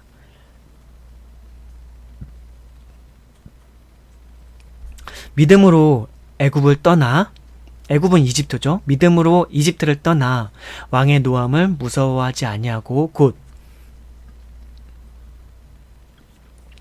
보이지 아니하는 자를 보는 것 같이 하여 참았으며 믿음으로 유월절과 피 뿌리는 예식을 정하였으니 이는 장자를 멸하는 자로 그들을 건드리지 않게 하려 한 것이며 믿음으로 그들은 홍해를 육지같이 건넜으나 애굽 사람들은 이것을 시험하다가 빠져 죽었으며 믿음으로 7일 동안 여리고를 도니 성이 무너졌으며. 이제 모세가 하나님 앞에서 믿음으로 어떻게 살아갔는가에 대한 얘기가 쫙 나와요. 예. 이건 이제 나중에 출애굽기를 꼭 한번 읽어보시면은 또 잘 나오는데, 예. 한 번만 더 읽어드리고 바로 넘어갈게요. 믿음으로 모세는 장성하여 바로의 공주의 아들이라 칭함 받기를 거절하고, 어떻게 보면 이제 그 바로의 공주의 아들이라 왕세의 손이라고 그래야 되나? 예. 근데 세손까지는 아니에요. 세손까지는. 그러니까 세손이나 세자라는 거는 그런 거잖아요. 왕위를 이어받을 적통, 뭐 그런 개념이잖아요. 그래서 나이가 들면은 그 왕위를 이어받는 그런 개념일 텐데, 모세는 어쨌든 왕자였어요. 비록 이제 그 왕자였던 것이 뭐 적통으로서의 혈통이 아니라 입양돼서 이제 파라오의 그렇게 왕궁에서 지내게 됐던 것인데, 공주의 아들로서 어쨌든 왕가에 속해서 살 수도 있었는데, 그렇게 하지 않고, 예, 나중에 힘든 일을 하나님과 함께 가잖아요. 뭐 하나님 앞에서 그렇게도 해요. 저 안 갈래요. 제가 어떻게 가요? 막 그러면서 저 말도 못하고요, 이것도 못하고 저것도 못하는데 하나님 제가 어떻게 가요? 안 가요. 막 그랬는데 하나님께서 나중에는 약간 혼나죠, 사실. 어떻게 보면 하나님한테 혼나서 가긴 하는 건데, 예. 그럼에도 불구하고 이제 믿겨지게 된 케이스죠. 어떻게 보면 모세는 믿겨지게 된 케이스, 하나님께 대해서 믿음을 가진 케이스라기보다는 믿을 수밖에 없는 상황에 처한 거예요, 사실은. 여러분들 같으면은 여러분들이 산에 올라갔는데 산에 어떤 한 나무가 막 불이 막 활활 타. 근데 그 활활 타면 보통 나무가 불이 활활 타면 나무가 잿더미가 되거나 없어져야 되잖아요. 근데 그렇게 안 하고 계속 활활 타고 있는 거야. 신기해서 이렇게 보고 있다가 거기서 이제 어떤 소리가 나와가지고 누구야 하면서 말하면은 그게 신의 존재를 안 믿겠냐고요, 여러분. 그러니까 이 모세 같은 경우는 믿었다라기보다는 믿겨지게 된 케이스예요, 사실은. 그렇지만 나중에는 그 믿음이, 예, 믿겨지게 된 그 은혜로 말미암아 믿겨지게 된 믿음이었지만, 나중에 이제 하나님과 함께 그 백성들을 이제 인도하죠. 인도하면서 지도자로서 살아가면서 하나님께서 보여주시는 어떤 이적들을 더 체험하면서 하나님을 더 잘 믿겨지게 되겠죠. 그러면서 또한 하나님을 경외하는 그 도리를 배워가면서 하나님께 대한 신앙과 믿음이 더 이제 깊어지게 되는 그 삶이 있는데요. 그런 모세의 믿음에 따라갔던 그 삶에 대해서 이 성경 구절이 나오는 거예요. 히브리서 11장 24절에서 30절 말씀 쭉 한번 읽어드리고 다음 성경 구절로 넘어가겠습니다. 이 모세의 스토리도 그냥 얘기하려면 이것만으로도 시간이 얼마나 많이 든다고요. 믿음으로 모세는 장성하여 파라오의 공주의 아들이라 칭함을 받기를 거절하고 도리어 하나님의 백성과 함께 고난 받기를 잠시 죄악의 낙을 누리는 것보다 더 좋아하고 그리스도를 위하여 받는 수모를 애굽의 모든 보화보다 더 큰 재물로 여겼으니 이는 상 주심을 바라봄이라. 믿음으로 애굽을 떠나 이집트를 떠나 왕의 노함을 무서워하지 않고, 그러니까 하나님께로부터 비록 믿겨지게 돼서 하긴 했지만 그 세상에 그 이집트라고 하는 그 우리 놀라와 같은 미국과 같은 강대국인데 거기에 절대 권력자였던 파라오나 왕을 무서워하지 않고 그 이스라엘 백성들을 하나님의 뜻을 따라 건져내는 그것에 자기의 삶을 다 내어준 거죠. 모세도 어찌 보면 자신의 운명을 건 거예요, 사실은. 예. 자, 그리스도를 위하여, 네, 도리어 하나님의 백성과 함께 고난받기를 잠시 죄악의 낙을 누리는 것보다 더 좋아하고 그리스도를 위하여 받는 수모를 애굽의 모든 보화보다 더 큰 재물로 여겼으니 이는 상주심을 바라봄이라. 믿음으로 애굽을 떠나 왕의 노함을 무서워하지 아니하고 그 보이지 아니하는 자를 보는 것 같이 하여 참았으며 믿음으로 유월절과 피 뿌리는 예식을 정하였으니 이는 장자를 멸하는 자로 그들을 건드리지 않게 하려 하였으며 한 것이며 믿음으로 그들은 홍해를 육지같이 건넜으나 애굽 사람들은 이것을 시험하다가 빠져 죽었으며 믿음으로 7일 동안 여리고를 도니 성이 무너졌으며. 예, 이거는 이제 출애굽기 성경 말씀을 읽다 보면 쭉 나오는 내용이에요. 이제 출애굽기에 있었던 그 모세와 관련한 일련의 일들에 대해서 히브리서 성경을 기록했었던 사도 바울이 이제 바른 해석을 또한 주고 있는 것이죠. 예. 자, 사도행전 14장 19절에서 22절 말씀도 한번 볼게요. 자, 유대인들이 안디옥과 이고니온에 와서 유대인들이 안디옥과 이고니온에서 와서 무리를 충동하니 그들이 돌로 바울을 쳐서 죽은 줄로 알고 시외로 끌어내치니라. 제자들이 둘러섰을 때에 바울이 일어나 그 성에 들어갔다가 이튿날 바나바와 함께 더베로 가서 복음을 그 성에서 전하여 많은 사람을 제자로 삼고 루스드라와 이고니온과 안디옥으로 돌아가서 제자들의 마음을 굳게 하여 이 믿음에 머물러 있으라 권하고, 또 우리가 하나님의 나라에 들어가려면 많은 환난을 겪어야 할 것이라 하고. 사도행전 14장 19절에서 22절 말씀. 제가 이 말씀을 여기 첨부한 것은 사도 바울, 우리에게 이제 신약 성경 속에서 많은 성경을 우리에게 남겨주었잖아요. 그리고 방금 히브리서 말씀을 쭉 읽어드렸는데, 그 히브리서를 기록했었던 사도 바울, 그 자신도 어떻게 고난을 당했는지, 근데 그 고난을 당한 것도 결국은 하나님께 대한 믿음으로 인해서 고난을 당했는데, 어떻게 사는지가 이제 막 적나라하게 나와 있죠. 자, 어떻게 고난을 당했죠? 사도 바울은 유대인들이 안디옥과 이고니온에서 와서 무리를 충동하니 그들이 돌로 바울을 쳐서 죽은 줄로 알고 시외로 끌어내치니라. 어떻게 고난을 당했죠, 바울은? 그들이 돌로 바울을 쳤대요. 그래서 바울이 기절하거나 죽어서 쓰러진 거야. 거의 막 죽기까지 거의 막 해롱해롱 되거나 그냥 거의 기절해서 그냥 쓰러져 버린 거야, 그냥. 돌로 맞고서. 그래서 죽은 줄 알고 내버려질 정도까지 이렇게 돌로 맞고 고난을 당했던 거죠. 바울이 그렇게 고난 당했던 사람이에요. 그런데도 포기하지 않고, 자, 그때 다시 제자들이 둘러섰을 때에 바울이 일어나. 그 당시 사도행전에서 나오는 예수님을 믿어서 제자들이 된 사람들 있잖아요. 그들이 막 이제 사도 바울 곁에 서서, 아, 죽었구나. 하나님, 이 사람을 받아옵소서. 뭐 이렇게 뭐 슬퍼하면서 둘러섰을 때 사도 바울이 그때 벌떡 일어나는 거죠. 일어나서 그 성에 들어갔다가 이튿날 바나바와 함께 더베로 가서 복음을 그 성에서 전하여 많은 사람을 제자로 삼고. 그러니까 이런 고난 중에서 사도 바울이 살았던 거예요. 이런 고난 중에서. 자, 그리고 나서 뭐라고 말하면요, 제자들의 마음을 굳게 하여 이 믿음에 머물러 있으라 권하고, 또 우리가 하나님의 나라에 들어가려면 많은 환난을 겪어야 할 것이라 하고. 뭐라고요? 제자들에게 먼저 말하기를 이 믿음에 머물러 있으라 권하고, 그 다음에 뭐라고 그랬냐면, 또 우리가 하나님의 나라에 들어가려면 많은 환난을 겪어야 할 것이라. 이 하나님의 나라, 여기서 말하는 하나님의 나라는 어떻게 보면 약간 미래적인 거예요. 그리고 또 완전한 하나님의 나라죠. 그런 개념 속에서 하나님 나라라고 보시면 됩니다. 그렇습니다. 그러니까 사도 바울도 이렇게 그리스도에 대한 복음에 대해서 신실하였기 때문에 돌에 맞아서 거의 죽을 지경까지 갈 정도로 고난을 당했는데, 그렇게 고난을 당하면서도 그 믿음을 부인하지 않고 오히려 더 신실하게 더 끝까지 하나님의 나라와 그분께 대한 사랑과 그분께 대한 믿음을 신실히 지켰다는 것이죠. 자, 그런 증언들이요 되게 많아요. 성경 말씀, 신약 성경이나 그런 곳을 보면은.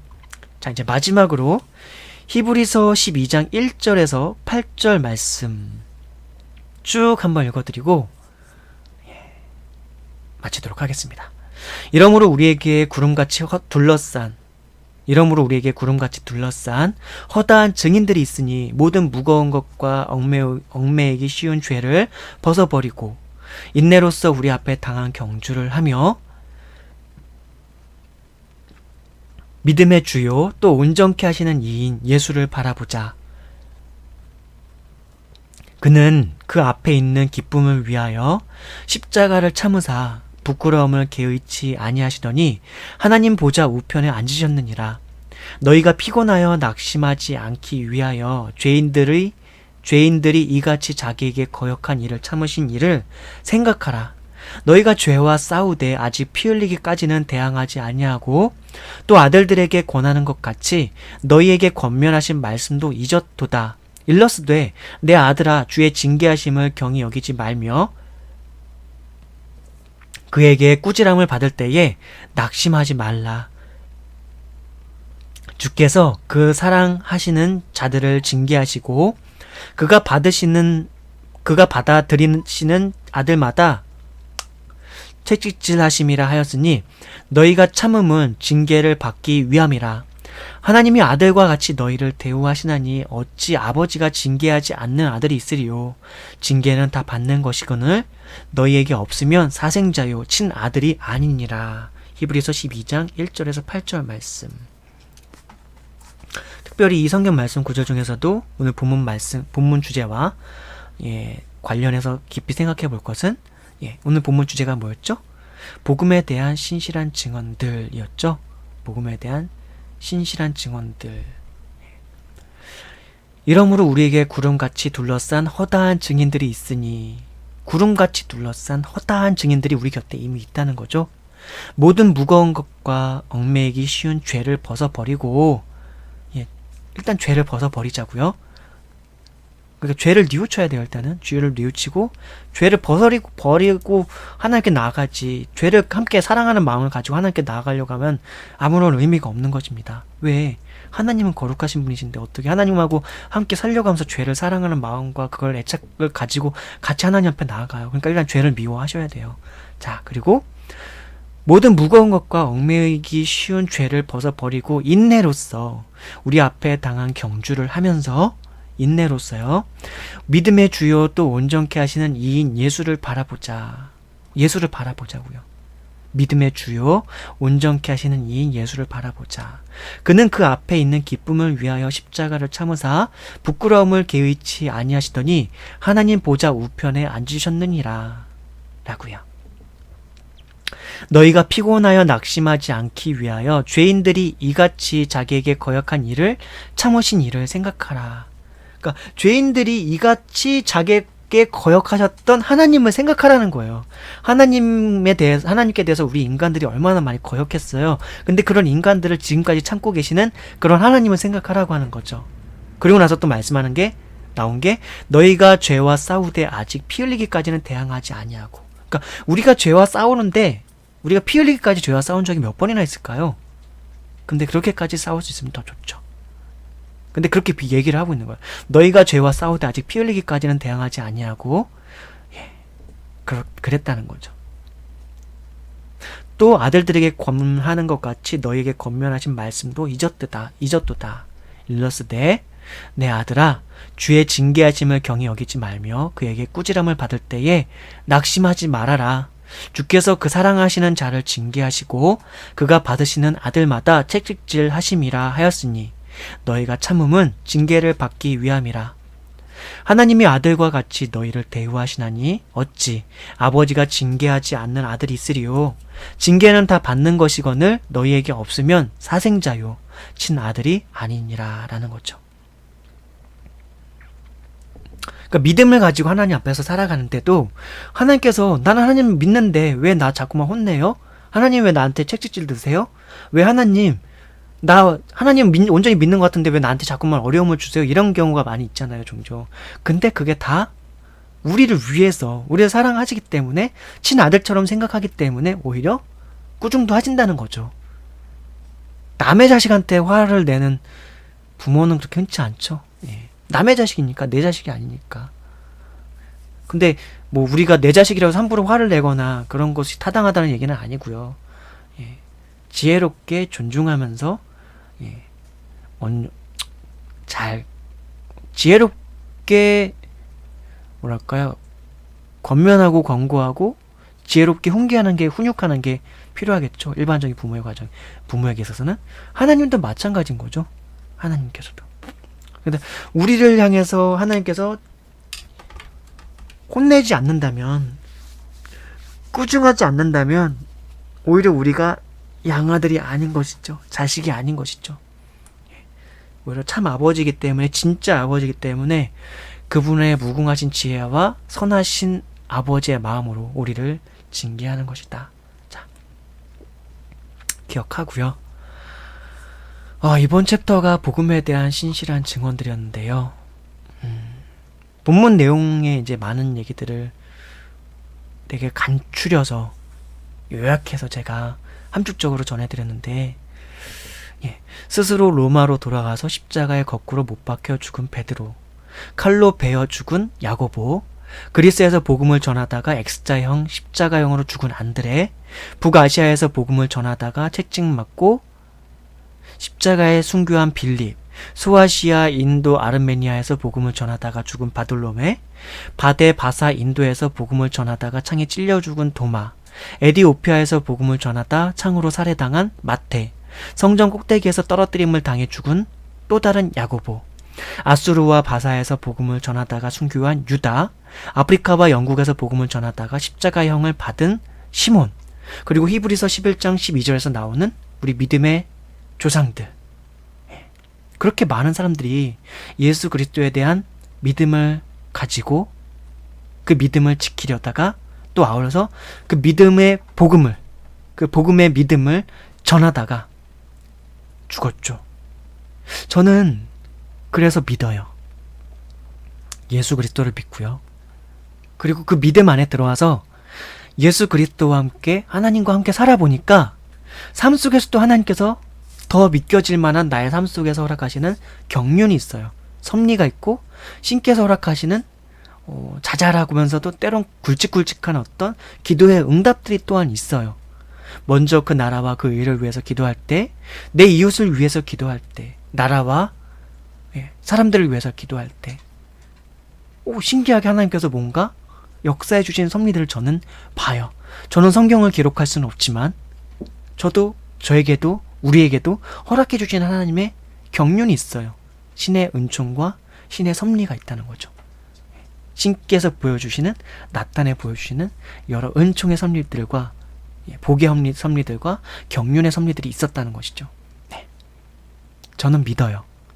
나의 삶 속에서의 증언들을 가지고도 믿고, 나에게 보여주셨던 하나님의 사랑의 그런 경륜과 섭리들로 인해서도 믿고, 아울러서 성경에서 나타내 보여주셨던 하나님의 섭리와 경륜과 그 증언들을 또한 믿고, 사도들이 남겨주었던 그들의 삶과 그들의 말과 그들의 기록을 통해서 나타내 보여주셨던 그리스도에 관한 소식과 그리스도의 삶과 그리스도의 가르침에 관한 그 증언들을 나는 믿어요. 여러분들은 어떠신가요? 여러분들은요? 여러분들도 저와 같이 이 그리스도에 대한 믿음, 하나님 나라에 관한 믿음, 이 믿음의 세계로 함께 들어오셨으면 참 좋겠네요. 오늘 시간은 이렇게 마무리 짓도록 하겠습니다. 자, 다음 챕터가 이제 이 책의 마지막 챕터예요. 이 책의 마지막 챕터이고요. 이 책의 마지막 챕터이고 19챕터입니다. 신의 실존 속으로의 초대. 다음 챕터는요, 19챕터 신의 실존 속으로의 초대입니다. 신의 실존 속으로의 초대. 신의 실존 속으로의 초대. 신의 실존 속으로의 초대. 오늘도 끝까지 들어주셔서 감사하고요. 다음 시간에 또 뵙도록 하겠습니다. 들으시는 모든 분들에게 성령의 충만과 하나님의 사랑과 하나님의 은혜가 가득하기를 기도드립니다. 늘 행복하시고 건강하십시오.